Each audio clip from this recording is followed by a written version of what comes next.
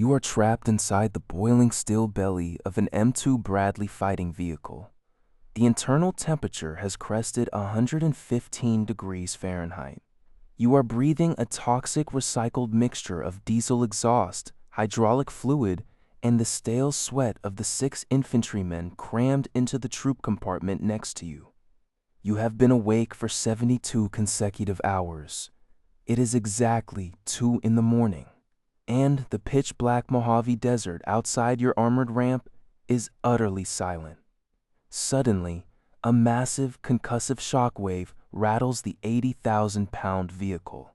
An invisible laser beam, fired from a Russian-built T-72 tank hidden 2 miles away on a dark ridgeline, has just struck the sensor halo mounted to your turret. A high-pitched, continuous alarm begins screaming inside your headset. The strobe light on your roof flashes violently in the dark. You are technically completely uninjured, but the digital readout on your commander's screen displays a single, terrifying word: catastrophic kill. Your vehicle is dead. Your squad is dead. And you have just failed the entire brigade. I am a retired officer from the United States Special Operations Community. I spent over 2 decades executing direct action, unconventional warfare, and high-value target extraction in denied territories across the globe. Because of the active non-disclosure agreements locked inside windowless vaults at the Pentagon, my face remains redacted, and my name is permanently off the grid. The military gave me a profound, lethal skill set, but it systematically destroyed my chassis in return. My skeleton is a roadmap of titanium hardware. My joints are degraded to bone on bone, and I carry the localized nerve damage of a very violent career. The Department of Veterans Affairs sends a disability check every month to offset that physical destruction. But I am not here to rattle a tin cup. I am an officer. I believe in working for my keep. This channel operates on a strictly enforced operational trade. I give you the raw, unfiltered, classified reality of modern warfare and elite tactical training. I break down the grueling psychology, the lethal physics, and the institutionalized suffering that Hollywood directors and military recruiters deliberately hide from you. In exchange, I simply ask for your engagement. Hit the subscribe button, smash the like button, and drop a comment down below.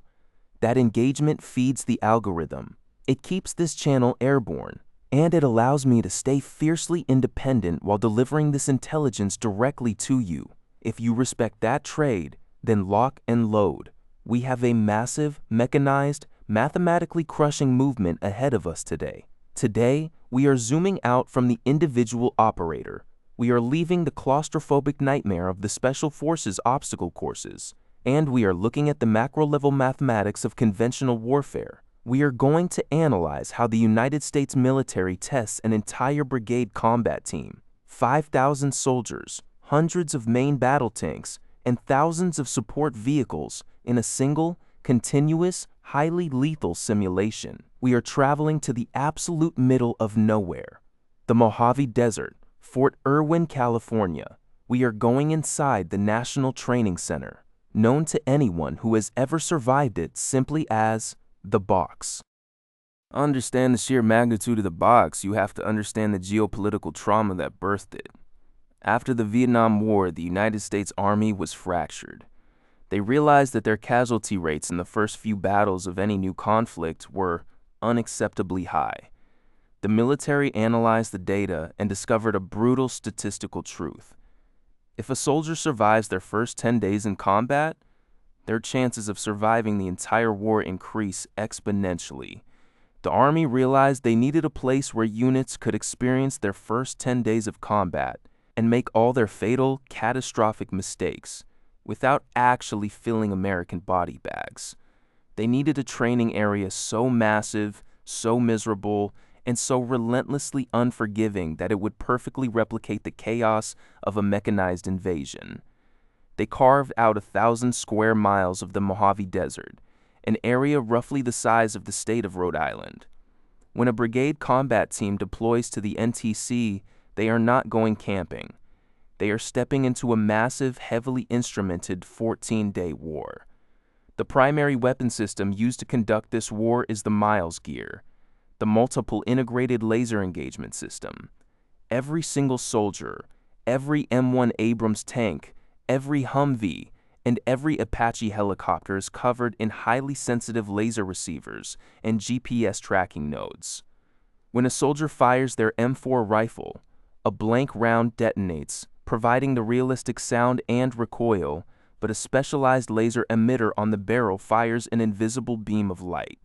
Kinkum, if that beam strikes the halo of sensors on an enemy soldier, their harness emits a high-pitched, continuous beep. The soldier is digitally killed. Their weapon is disabled. They must lie in the dirt, pull out a physical casualty card, and wait for a medic to diagnose their digital wound. To a civilian, this sounds like a massive, expensive game of laser tag. But let me assure you, there is absolutely nothing playful about the NTC. The Miles gear forces complete, uncompromising accountability. In standard training, a squad leader can claim his men shot the enemy first. In the box, the computers do not lie. The digital God's eye view tracks every single bullet, every single artillery strike, and every single drop of fuel. But a simulator is only as good as the enemy you are fighting. And the enemy in the box is the deadliest, most ruthless fighting force on the planet. They are the 11th Armored Cavalry Regiment, the Blackhorse. They serve as the dedicated OPFOR, the opposing force. When a regular Army brigade arrives at Fort Irwin from a comfortable base in Texas or Germany, they are stepping onto OPFOR's home turf. The men and women of the 11th Cavalry live in the desert. They know every single blind corner, every hidden draw, and every deceptive ridgeline in that 1,000-square-mile sandbox. Furthermore, they do not fight using American doctrine. They are trained to fight like the enemy. They utilize highly aggressive, mechanized Soviet and near-peer tactics. They operate visually modified vehicles designed to look and function exactly like Russian BMPs and T-90 main battle tanks. The OPFOR has one single malicious objective: to completely dismantle the visiting brigade. They do not fight fair. They will launch massive armored assaults at 3 in the morning when the visiting troops are exhausted. They will use electronic warfare to jam the brigade's radios, completely severing communications between the commanders and the front lines. They will launch simulated chemical weapons attacks, forcing thousands of soldiers to fight in thick, suffocating gas masks and heavy protective suits in the middle of the blistering afternoon heat. The operational environment of the box is specifically designed to rapidly induce a state of catastrophic friction. In military theory, friction is the force that makes the apparently easy things incredibly difficult. The first layer of friction is the climate. The Mojave Desert is actively hostile to human life and mechanical equipment. During the day, ambient temperatures routinely exceed 110 degrees. The fine powdery desert dirt, universally hated and known as moon dust, is as fine as talcum powder. It invades everything. It gets into the optical sensors of the tanks. It clogs the intake valves of the diesel engines. It coats the bolt carrier groups of the rifles, causing catastrophic weapon malfunctions exactly when the OPFOR initiates an ambush. The second layer of friction is sleep deprivation. The simulation runs 24 hours a day for 2 straight weeks. There are no timeouts. If a tank crew manages to get 2 hours of sleep leaning against the steel treads of their vehicle, It is considered a luxury. The constant hypervigilance, combined with the heat and the physical labor of maintaining 80-ton machines, severely degrades the cognitive function of the leadership. Platoon leaders begin making fatal tactical errors. They misread their topographical maps. They accidentally drive their entire column of armored vehicles directly into an enemy kill zone. But the true apex of the friction, the absolute nightmare that destroys more brigades than any enemy bullet, is the logistics. Amateurs talk about tactics. Professionals talk about logistics. An M1 Abrams tank is a miracle of modern engineering. It is heavily armored and features a stabilized 120mm smoothbore cannon, capable of hitting a moving target 2 miles away. But it is powered by a massive gas turbine engine. It burns fuel at an astronomical rate. An Abrams tank gets roughly 3 gallons to the mile. A single armored battalion requires tens of thousands of gallons of JP-8 jet fuel every single day just to idle their engines. If the brigade logistics officer miscalculates the distance of a maneuver, if a supply convoy of fuel trucks takes a wrong turn in the dark and gets ambushed by OPFOR, the tanks run out of gas. A 70-ton Abrams tank with an empty fuel tank is no longer an apex predator. It is a massive, incredibly expensive paperweight sitting in the middle of the desert. The OPFOR will simply drive around it and slaughter the infantry. Water is an equally terrifying variable. 5,000 soldiers operating in 110-degree heat require an ocean of clean drinking water to stave off heat stroke. The supply convoys must constantly run back and forth from the staging areas to the front lines. The OPFOR knows this. They will intentionally target the logistics convoys. They will lay simulated IEDs on the main supply routes.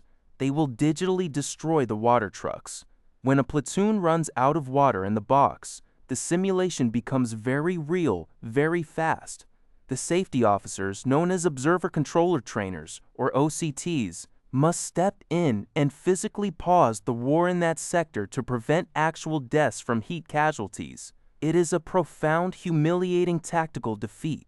As the days drag on, the psychological breakdown of the brigade becomes visible. The sheer magnitude of coordinating thousands of moving parts under constant stress creates chaos. Friendly fire incidents skyrocket. At midnight, a tired infantry squad in a Humvee might crest a hill and see the thermal heat signature of an armored vehicle. Their radios are jammed by OPFOR electronic warfare. They cannot confirm if the vehicle is friendly.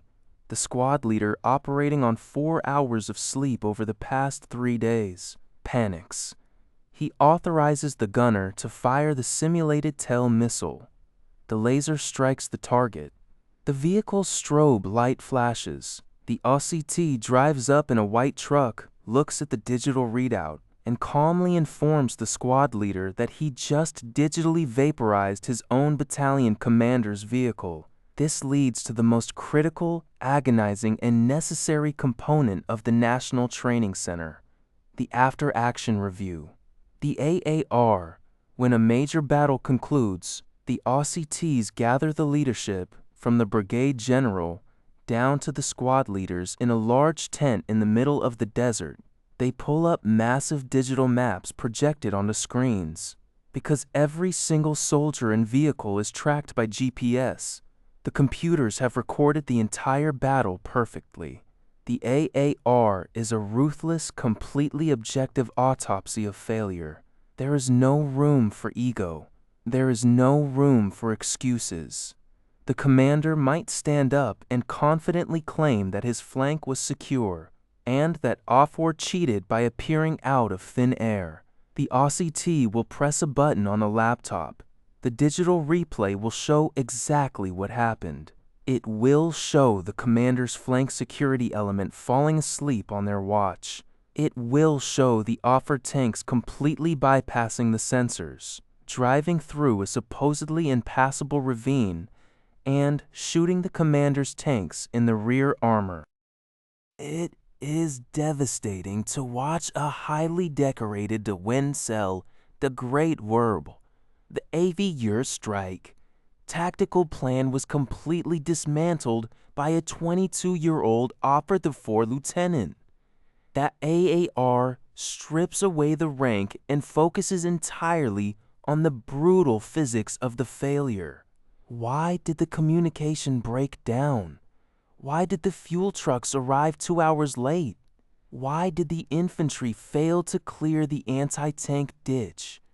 The military utilizes this institutionalized humiliation because blood is infinitely more expensive than ego. It is vastly preferable for a commander to have his pride shattered in the Mojave Desert than to have his soldiers shipped home in aluminum transfer cases from a real battlefield because he didn't understand how to protect his supply lines. By day 14, the brigade is a shadow of its former self. The vehicles are broken and leaking hydraulic fluid. The soldiers are covered in a thick crust of dried sweat, camouflage paint, and moon dust. Their eyes are sunken. They have experienced the absolute worst conditions of mechanical warfare, and they have survived it. They have learned to trust their logistics. They have learned the lethal consequences of poor communication. They have been forged in the furnace of the box. So, why are we analyzing the macro-level logistics of armored warfare? Why am I breaking down the fuel consumption of an Abrams tank and the digital humiliation of an after-action review? Because the architecture of the National Training Center, the friction, the logistics, and the absolute necessity of ruthless self-evaluation is be alls raped dretchably to the survival of your own massive, complex civilian endeavors. You will likely never have to maneuver an armored battalion through a simulated chemical attack in the Mojave Desert. But you are running your own brigade, your business, your family, your career trajectory. These are massive, complex operations with hundreds of moving variables. And just like in the box, you are going to encounter catastrophic friction. The economy will jam your communications. Your competitors, your personal OPFOR, will launch ambushes when you are exhausted and vulnerable. The environment will actively try to grind your momentum to a halt. The most common reason people fail in the civilian world is exactly the same reason brigades get slaughtered at the NTC. They ignore their logistics. People focus all their energy on the tactical assault. They focus on the pitch meeting, the grand opening, or the launch day. But they completely ignore the supply lines. They do not calculate the emotional, financial, or physical fuel required to sustain the operation for 14 days, let alone 14 years. If you do not secure your sleep, your health, and your financial reserves, you are an 80-ton tank with an empty gas tank. You are a massive, expensive failure waiting to happen. You have to secure your supply lines before you ever push past the line of departure. Furthermore, you must adopt the ruthless ego-destroying discipline of the after-action review. When an operation in your life fails, when the business loses money, when the relationship collapses, when you fail to hit the objective, your natural instinct will be to blame the OPFOR. You will blame the market. You will blame your boss. You will blame the unfair terrain. You have to pull up the digital replay of your own life. You have to look at the undeniable data. Where did you fall asleep on your watch? Where did your communication break down? Did you actually secure your flank, or did you just assume it was safe because you were too tired to check? You must strip away your ego and conduct a cold, objective autopsy of your own failures. Do not hide behind your rank. Do not make excuses. Find the mechanical point of failure, own it completely, and adjust your doctrine so it never happens again. I have breathed that moon dust. I have felt the absolute crushing fatigue of the 2-week simulation, and I have sat in those dark tents, watching the digital playback of my own tactical mistakes. I know the profound, heavy burden of logistical failure, and I know the unbreakable resilience required to wake up the next day, fix the vehicles, and drive back into the fight. This channel is my way of passing that operational macro-level framework directly on to you. We have a massive archive of tactical intelligence left to declassify. In the upcoming debriefings, we are going to break down the agonizing claustrophobic reality of submarine warfare, and we are going to analyze the brutal physics of the military freefall school. If this briefing altered your perspective, if it gave you a logistical framework to apply to the massive operations in your own life, then execute your end of our operational trade. Smash that subscribe button. Leave a like on the video. It costs you absolutely $0, but it is the critical fuel that keeps this channel operational, independent, and completely clear of the censors. I want you to drop a comment down below. Tell me about a time in your life when your logistics failed, when you pushed too hard without checking your fuel gauge and your engine died in the middle of the desert. Tell me how you survived the AAR and got back into the fight. I read every single comment. I am always evaluating the logistical discipline of the personnel in this squad. Keep your powder dry. Secure your supply lines. Own your failures. I will see you at the rally point. Kadi out.